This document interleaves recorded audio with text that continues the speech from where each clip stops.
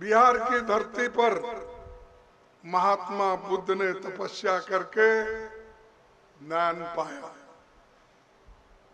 इसी ज्ञान की रोशनी सारी दुनिया में पहुंची है। आज सारी दुनिया ये चाहती है कि बुद्ध ने जो संदेश दिया है शांति का, तो हमें क्या बुद्ध चाहिए, क्या युद्ध चाहिए? तो लोगों ने ये कहा हमें बुद्ध चाहिए। इसीलिए सभी लोग शांति का मार्ग ढूंढ रहे हैं। लोग लड़ लड़ के थक गए हैं। आखिरी में क्या चाहते हैं? समझौता। आखिरी में क्या चाहते हैं? शांति। आखिरी में के बुद्ध के मार्ग को आते हैं, और वो बुद्ध, वो महावीर इसी धरती में पैदा हो गए, बिहार के धरती। भाइयों, गुरु गोविंद सिंह वो भी बिहार के पटना में ही। सारे महापुरुष, समाज सुधारक इसी धरती पे पैदा हो गए। ये याद रखो आप, जो पुरानी बातें हैं, जो अंधश्रद्धा की बातें हैं, जो धोखाधड़ी की बातें हैं, जो एक दूसरे को झूठ बोलना सिखाते हैं, तो उसको तोड़ने वाले अरे बैठो भाई, चुप।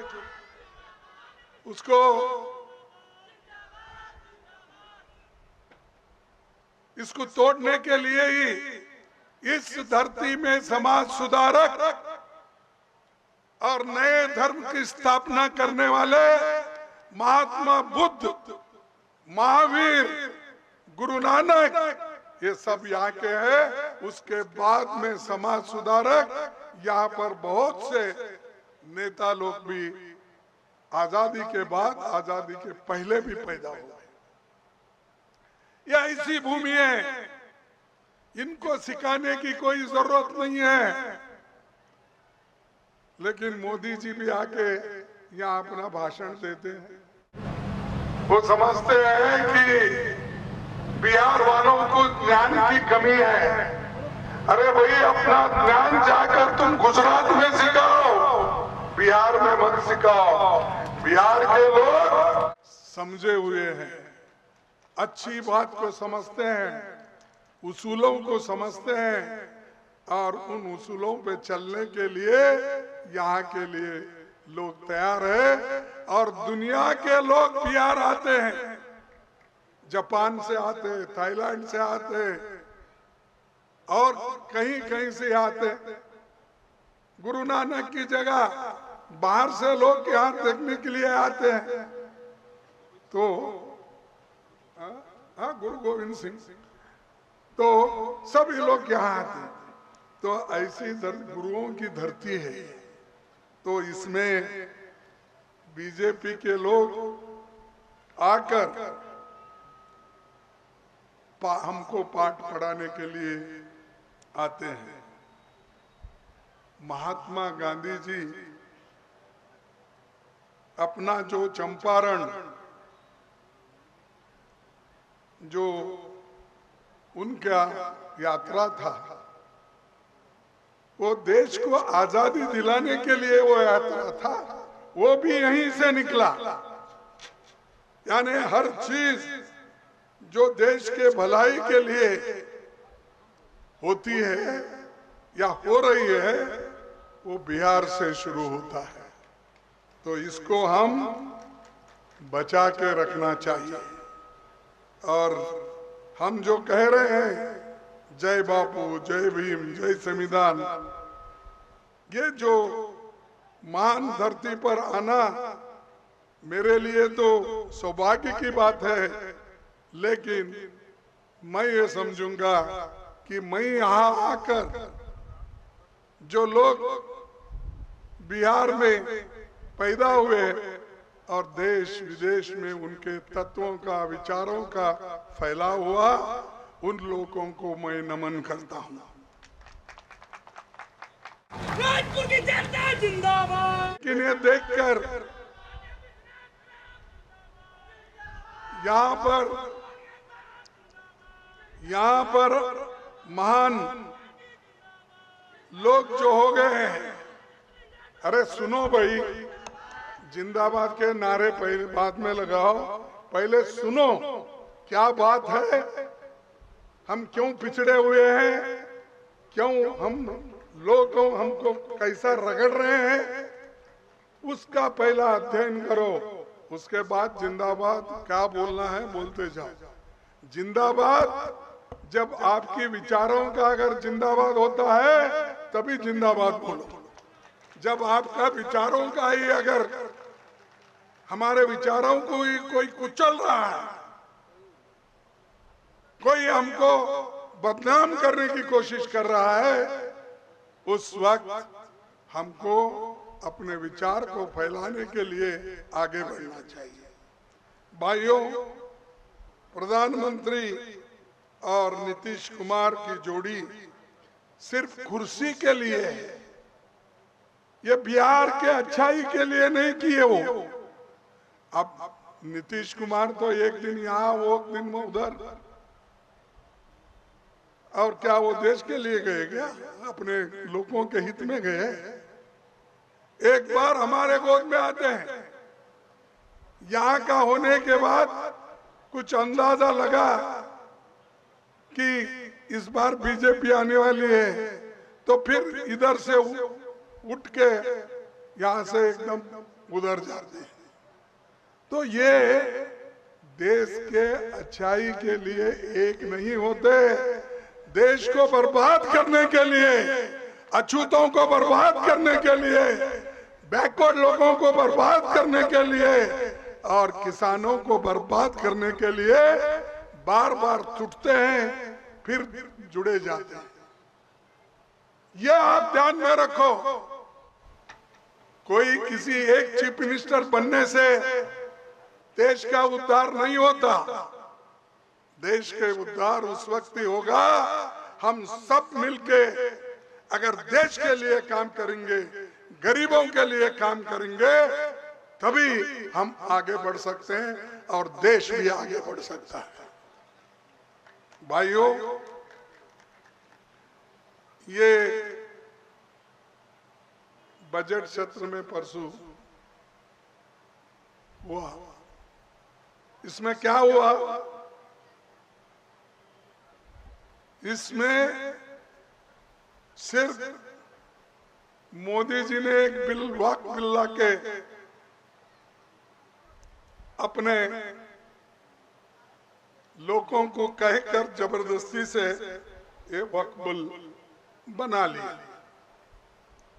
भाई आज तक उस पे किसी का तकरार ही नहीं था, लेकिन अब जहां झगड़ा नहीं हो रहा था, जहां डिस्प्यूट नहीं है, वहां मोदी जी डिस्प्यूट कराने लगते हैं, झगड़े कराने लगते हैं और लोगों को हिंदू और मुसलमान में बांटने के लिए, बैकवर्ड्स और अमीरों को अलग करने के लिए, बैकवर्ड और अति बैकवर्ड को अलग करने के लिए ये काम करके उन्होंने देश को इतना तबाह और तंग कर दिया है। आज लोग परेशान हैं, देश के लोग, और ये सब षड्यंत्र आरएसएस और बीजेपी का है। आरएसएस और बीजेपी ये गरीबों के दोस्त हो नहीं सकते, किसानों के दोस्त हो नहीं सकते और महिलाओं के दोस्त भी नहीं हो सकते, क्योंकि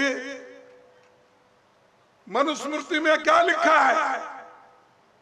जैसा शूद्रों को दूर रखते हैं वैसा ही महिलाओं को दूर रखना चाहिए, उनको शिक्षण नहीं देना और कौन से भी पवित्र कामों में महिलाओं की भागीदारी नहीं होना। लेकिन बाबा साहब अम्बेडकर अपने संविधान में ये प्रथम महिला को आद्यता दी, नेहरू जी ने दी, गांधी जी ने दी। ये सब लोग महिला के प्रति आदर और सम्मान के साथ उनको संविधान में जगह दिया। इसीलिए आज हमारे महिलाएं जिला panchayat, taluka panchayat, municipality, mayor election में आए हैं या नहीं आए? आए ना? ये पहले था कभी? हमारे समाज में ये सब लोग कुचले हुए थे। इनको ऊपर उठाने का काम कांग्रेस किया, किसी ने नहीं किया। ये आप सोच लीजिए, कोई आपके पास आएगा जाति के नाम से वोट पूछेगा, कोई आएगा आपके पास अपने लोगों के हित में पूछेगा, और कोई आएगा सबकास्ट के नाम से वोट पूछेगा। ये सब लोग गरीबों को लूटने वाले हैं, गरीबों की भला करने वाले कोई पार्टी भी नहीं। मैं और एक बात आपके सामने रखना चाहता हूं। हाल ही में नेशनल हेराल्ड पेपर का नाम सुने आप? नहीं। ये पंडित जवाहरलाल नेहरू जी, पंडित जवाहरलाल नेहरू जी 1937 में, 1937 में ये नेशनल हेराल्ड पेपर निकाले थे। कई के लिए निकाले थे? देश के जनता को जागृत करना, देश को आजादी दिलाना, ये पेपर था। एक पेपर अंग्रेजी का जो नेशनल हेराल्ड पेपर है, एक पेपर था हिंदी में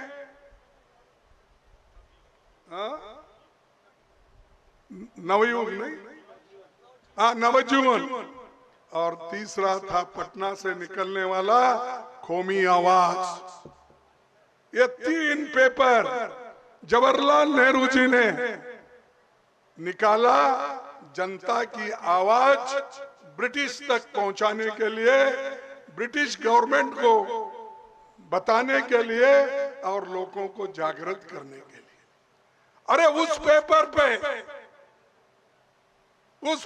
के अब जो चेयरमैन है, डायरेक्टर्स है, सोनिया गांधी जी और राहुल गांधी जी, और मैं भी हूं अब 5 साल से। अरे इनको डराने के लिए आप नेशनल हेराल्ड की प्रॉपर्टी जब्त करते हो। अरे वो कंपनी ऐसी कंपनी है जिसका कोई फायदा ले नहीं सकता, कोई प्रॉपर्टी ट्रांसफर नहीं कर सकता, कोई बेच नहीं सकता। ये है कंपनी।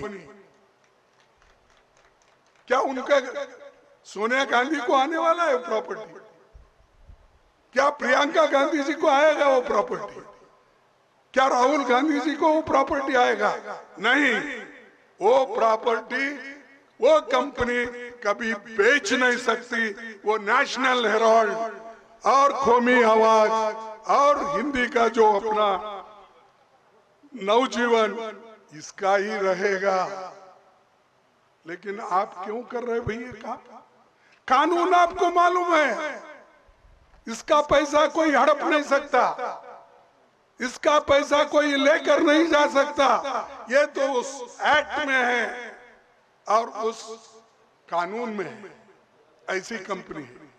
लेकिन मोदी जी और ये शाह, ये आरएसएस के लोग सोनिया गांधी के डराकर राहुल जी को डराने की कोशिश कर रहे हैं, प्रियंका जी को डराने की कोशिश कर रहे हैं। ये लोग कभी डरने वाले नहीं, किसी के सामने झुकने वाले भी नहीं। आप अरे जिस घर में इंदिरा गांधी देश के एकता के लिए अपनी जान कुर्बान की या नहीं की? अरे ये भी आवाज नहीं आता, तुम कह गए हो। राजीव गांधी जी के शरीर के टुकड़े टुकड़े हो गए देश के, जब उनके टुकड़ों को, शरीर के टुकड़ों को जमाने में उनको जमा कर दिल्ली लाए, उसको कोई पहचानते नहीं थे। उनकी सूरत कहाँ है, उनके पैर कहाँ है, उनके हाथ कहाँ है, कोई नहीं पहचानता था। ऐसा खानदान है, यह है गांधी फैमिली। और इनको तुम नेशनल हेराल्ड में केस डालकर, चार्जशीट डालकर डराने की कोशिश कर रहे हैं। 25 तारीख को फिर उन्होंने बुलाया। मैं आपसे अपील करूंगा, हर लोग उठो, खड़े हो, देश के संविधान को बचाओ। गांधी फैमिली देश के लिए मर मिटी। नेहरू जी खुद 13 साल जेल में थे और इंदिरा गांधी और राजीव गांधी तो जान दिए। कोई है ऐसा जान देने वाला? कोई है बीजेपी में? कोई आया आरएसएस में? अरे तुम्हारे घर में एक कुत्ता भी नहीं मरा और तुम देश के स्वाभिमान की बात करते हो। अरे हमने दिया है, खून बहाया है, लाखों कांग्रेस के लोग जेल में गए हैं और इस देश को आजादी दिलाए हैं। जिस महापुरुष महात्मा गांधी ने इस देश को आजादी दिलाई, उसी को गोडसे ने अपना पिस्तौल चला के उनकी जान ले ली। कौन लिए जान? यही लोग लिए, यही लोग लिए। अगर आजादी मिलती थी आपको, अगर गांधी जी नहीं होते, अगर नेहरू जी नहीं होते, ये लोग अगर कोशिश नहीं करते, अपनी जान नहीं देते, आप कहां? आरएसएस का तो कोई मालूम ही नहीं। ये तो ब्रिटिश के एजेंट थे, उनके पास नौकरी करते थे और माफी चिट्ठी मांग देते थे और उसके लोगों की पूजा करते हो। उनको सोच बीजेपी, अरे उनके साथ ये तुम्हारे को इनो मिल गए, यहाँ के अध्यक्ष, सॉरी यहाँ के मुख्यमंत्री नीतीश कुमार जी, आप किनसे मिले? जो गांधी जी को मारे उन लोगों से मिले। जो नेहरू जी के उसूल को बर्बाद किए, उन लोगों से आप मिल रहे हो। देश के लिए जो इंदिरा गांधी जी ने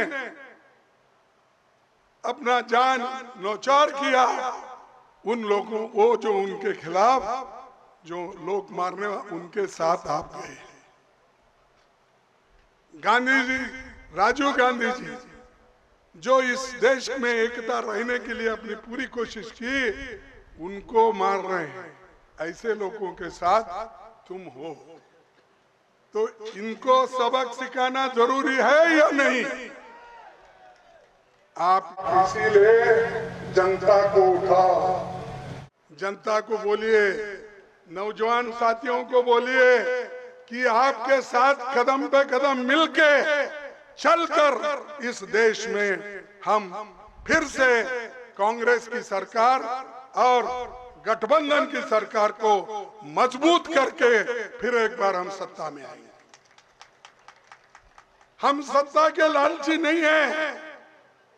अगर लालची होते तो आज राहुल गांधी कन्याकुमारी से लेकर कश्मीर तक जाते हैं पैदल। अरे ये मोदी और उनके शिष्य लोग 4 कदम भी नहीं चलते। सिर्फ इन्हों कब चलते मालूम है? आरएसएस का वो क्या होता है, तुमड़ी बजाते, उस वक्त 1 आधा किलोमीटर चलते हैं। अरे हजारों किलोमीटर चलने वाले लोग हमारे पास है, देश को दिशा दिखाने वाले लोग हमारे पास है। और आजादी के पहले नेहरू जी ने अपना घर दान दिया कांग्रेस पार्टी को और देश के लिए। उसका नाम है आनंद भवन और स्वराज्य भवन। ये संपत्ति, अपने घर की संपत्ति उन्होंने बांटी। क्या अब सोनिया गांधी जी और राहुल गांधी जी, प्रियंका गांधी जी उस संपत्ति के लिए लड़ रहे हैं? अरे है सो तो खो लिए हो। कोई बाप को खो लिया, नानी को खो लिया, नाना को, पटनाना को, सब इस देश में लड़ने वाले लोगों को उन्होंने खो लिया। और उनके खिलाफ आज आरएसएस और बीजेपी बहुत बातें करती है। इसीलिए आपको सतर्क रहना होगा, आप मिलके काम करने वाले। इसीलिए भाइयों, मैं और ये मोदी जी और बीजेपी दुश्मनों के जैसा हमको देखते हैं। और जो आज उन्होंने हमारे सोनिया गांधी जी, राहुल गांधी जी के ऊपर और वाड्रा के ऊपर जो केस डाले, चार्जशीट डाल रहे हैं, ये सताने के लिए और कांग्रेस को खत्म करने के लिए उनका इरादा है। क्योंकि अगर गांधी फैमिली दब गई, झुक गई, तो कांग्रेस के लोग मायूस होकर बाहर नहीं निकलेंगे। ये उनका है। लेकिन गांधी फैमिली, सोनिया गांधी जी हो, कोई हो, गांधी की फैमिली के कोई झुकने वाले नहीं है। वो लड़ते रहेंगे, जैसा कि उनकी नानी लड़ी, कि पिताजी लड़े, उसके नाना लड़े। ये लोग लड़ाकू है और देश के लिए बहुत कुछ इन्होंने काम किए। लेकिन आज के लोग सिर्फ ईडी का इस्तेमाल करते हैं, सीबीआई का इस्तेमाल करते हैं और सीईसी का इस्तेमाल करते हैं। ये सब अपनी ताकत के ऊपर, बल के ऊपर कांग्रेस को दबाने की कोशिश कर रहे हैं। ईडी से कांग्रेस दबने वाले नहीं है, झुकने वाले नहीं है। मैं आपके सामने ये बात रखना चाहता हूँ। और सीएजी रिपोर्ट आई थी पहले, स्मार्ट, वो क्या है, अपना विनोद राय ने रिपोर्ट दिया था। उसके ऊपर इतना बवाल मचा कि अपप्रचार करने के बाद कांग्रेस की सरकार गिर गई। तो मैं पूछता हूँ, वो रिपोर्ट का क्या हो गया? कहाँ है स्पेक्ट्रम के पैसे, किसके पास है? तो ये लोगों को भ्रमित करते हैं, लोगों को डराते हैं। लेकिन लोग आज होशियार हो गए, ये डरने वाले नहीं है। और